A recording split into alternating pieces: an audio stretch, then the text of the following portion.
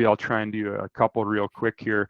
So I got a buddy of mine, Kurt, and we've hunted sheep for quite a few years together.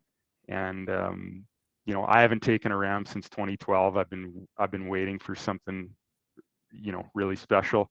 And anyway, so we've been focused on getting Kurt a ram, and I mean, we've probably hunted together for 7 or 8 years, passed tons of sheep.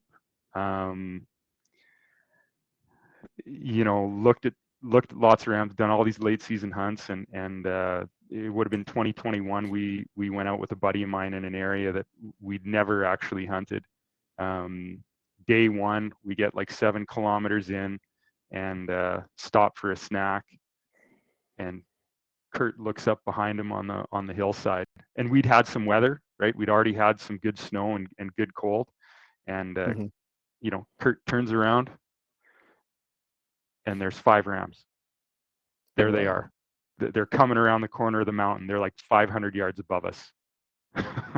And one look through the binos, when you see a truly good specimen, it's instant, right? There's none of this. He kind of looks like he's got mass down low. Oh, right. This was like, exactly. Let's go. Yeah, let's go kill that right now. Right. Yeah.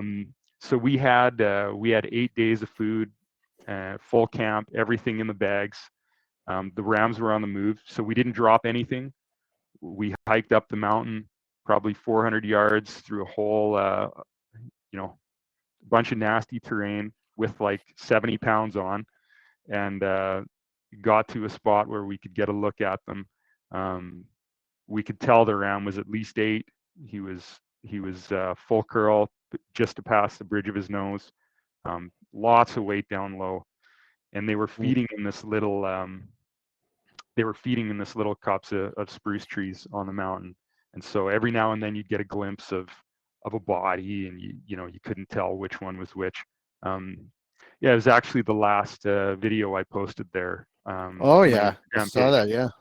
Yeah. So I videoed that for Kurt, and it took 8 seasons, I think, but that was his first ram, and it green scored 179 and 7/8.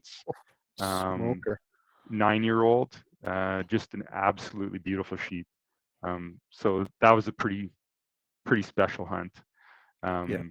So it was funny. We packed him out. We butchered the ram, did all the prep, got down the mountain, camped the night, packed him out the next day, and then my buddy Rob and I went back in for 8 days and didn't really see much.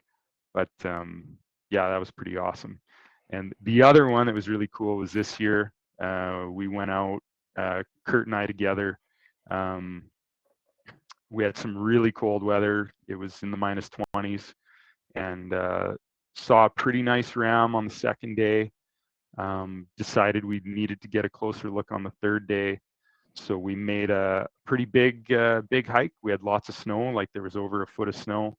Did about 1,000-meter climb up to the top of a ridge, and we knew they were going to be close.